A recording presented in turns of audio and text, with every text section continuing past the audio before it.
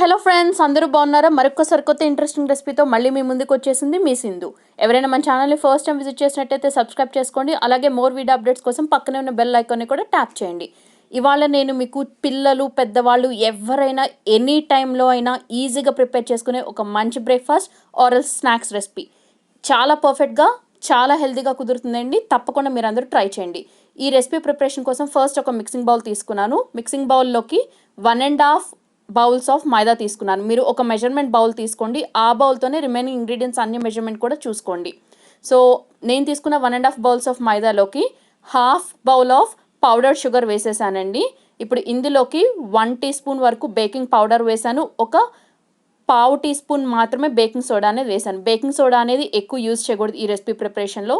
So make sure ఖచ్చితంగా కేవలం పావు టీ స్పూన్ మాత్రమే యూజ్ చేసేటట్టు చూసుకోండి. ఇప్పుడు దీనిలోకి few drops of vanilla essence వేస్తున్నాను, జస్ట్ మంచి ఫ్లేవర్ రావటం కోసం. మీరు వెనీలా ఫ్లేవర్ అనేది ఎక్కువ డామినేటింగ్గా తెలిస్తే టేస్ట్ అనేది అంత బాగోదండి. సో ఒక 4 to 5 డ్రాప్స్ మాత్రమే యాడ్ చేసుకోండి. ఇప్పుడు ఇందులోకి నార్మల్ రూమ్ టెంపరేచర్లో ఉన్న నెయ్యి అనేది ఒక 2 టేబుల్ స్పూన్స్ వరకు వేసేసాను. మనకి నెయ్యి అనేది బాగా గట్టిగా ఉండకూడదు, అలానే బాగా లిక్విడ్ కన్సిస్టెన్సీలో కూడా ఉండకూడదు. సో ఈ వీడియో క్లిప్లో చూపిస్తున్న కన్సిస్టెన్సీలో ఉండాలి. ఇప్పుడు ఇందులోకి కాచి చల్లార్చుకున్న పాలు 1 బౌల్ పోసాను. ఇప్పుడు ఈ పిండి మొత్తాన్ని కూడా వాటర్ అనేది ఏమి యాడ్ చేయకుండా ఒక గరిటె హెల్ప్తో కంటిన్యూస్గా మిక్స్ చేసుకుంటూ ఉండండి.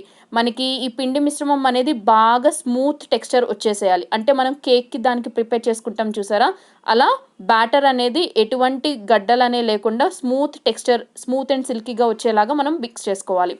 నాకు తీసుకున్న 1 బౌల్ ఆఫ్ మిల్క్ అనేది సరిపోయినట్టు అనిపించలేదు. అందుకోసం నేను ఇంకొక హాఫ్ బౌల్ ఆఫ్ మిల్క్ అనేది క్వాంటిటీ ఇంక్రీజ్ చేసుకుని దాన్ని పోసాను అనమాట. సో టోటల్గా ఈ రెసిపీ ప్రిపరేషన్లో నేను 1.5 బౌల్స్ ఆఫ్ మిల్క్ పోయటం జరిగింది. ఇప్పుడు పిండి మొత్తాన్ని కూడా ఇలా స్మూత్ బ్యాటర్ కన్సిస్టెన్సీ వచ్చిన తర్వాత పక్కన పెట్టేసుకోండి. ఇప్పుడు స్టవ్ మీద ఏదైనా ఒక నాన్ స్టిక్ తవా ఆర్ ప్యాన్ పెట్టుకోండి. దీని మీదకి కొద్దిగా ఆయిల్ డ్రాప్స్ అనేవి పోసి జెంటిల్గా ఆ ప్యాన్ మొత్తం స్ప్రెడ్ చేస్తున్నాను.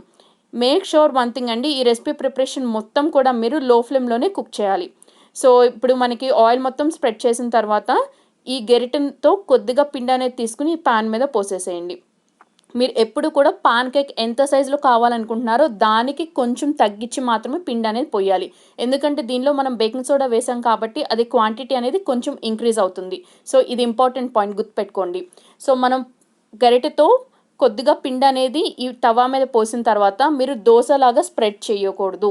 జస్ట్ మనం ఎక్కడైతే పోసామో ఆ ప్లేస్లో అలా పోసి ఉంచేసేయాలి.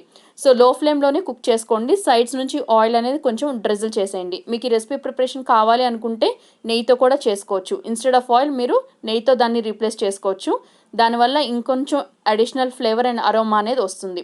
సో ఒక సైడ్కి మంచి గోల్డెన్ బ్రౌన్ కలర్ కుక్ అయిపోయిన తర్వాత అదర్ సైడ్కి తిప్పుకుని అదర్ సైడ్ కూడా మంచి గోల్డెన్ బ్రౌన్ కలర్ వచ్చే వరకు కుక్ చేసుకోండి. ఈ పాన్ కేక్స్ అనేవి మీరు వేడిగా సర్వ్ చేసుకున్నా ఆర్ఎల్స్ చల్లగా అయిపోయాక సర్వ్ చేసుకున్నా కూడా చాలా సాఫ్ట్గా, స్పంజీగా, తిన్న కొద్దీ తినాలనిపించేటువంటి రెసిపీ అండి ఇది. ఈ రెసిపీ ప్రిపరేషన్ చివరి వరకు స్కిప్ చేయకుండా చూడండి. లాస్ట్లో ఒక సర్ప్రైజ్ యాడ్ చేశాను నేను. సో ఇన్ కేస్ ఆ సర్ప్రైజ్ కనుక మీకు ఇష్టం లేకపోతే, అంటే ఆ పర్టికులర్ ఇంగ్రీడియంట్ యాడ్ చేయడం ఇష్టం లేకపోతే దానికి రీప్లేస్మెంట్ ఏంటో కూడా నేను మెన్షన్ చేశాను. సో స్కిప్ చేయకుండా వీడియో చివరి వరకు చూడండి. సో నేను తీసుకున్న ఈ క్వాంటిటీకి నాకు టోటల్గా 12 ప్యాన్ కేక్స్ వచ్చాయండి ఈ సైజులోవి. సో మీరు ప్రిపేర్ చేయాలనుకుంటున్న క్వాంటిటీని బట్టి ఈ మెజర్మెంట్స్ క్వాంటిటీ అంతా కూడా ఇంక్రీజ్ ఆర్ డిక్రీజ్ అనేది చేసుకోండి. And here comes the surprise. నేను చెప్పాను కదా, సో స్వీట్నెస్ కోసం నేను ఇక్కడ లాస్ట్లో కొద్దిగా హనీ అనేది each and every pan cake మీద డ్రిజిల్ చేయడం అనేది జరిగింది. ఇన్ కేస్ మీ దగ్గర హనీ అనేది ఇంట్లో అవైలబుల్గా లేకపోయినా ఆర్ఎల్స్ మీకు హనీ టేస్ట్ అనేది నచ్చకపోయినా, స్టార్టింగ్లో మీరు పౌడర్ షుగర్ 1/2 కప్ వేసుకున్నారు కదా, సో ఆ 1/2 కప్ క్వాంటిటీని 3/4 అంటే 3/4 కప్కి ఇంక్రీజ్ చేసుకోండి. పౌడర్ షుగర్ అంటే నథింగ్ బట్ అందరికీ తెలుసు కదా, షుగర్ని మిక్సీ జార్లోకి వేసి ఫైన్ పౌడర్లో గ్రైండ్ చేసుకోవటమే. సో ఐ హోప్ ఈ రెసిపీ అందరికీ నచ్చింది అనుకుంటున్నాను. మర్చిపోకండి ఈ వీడియోకి ఒక లైక్ ఇచ్చి మీ ఫ్రెండ్స్ అండ్ రిలేటివ్స్తో షేర్ చేసి మన ఛానల్ని సబ్స్క్రైబ్ చేసుకోండి. Thank you all.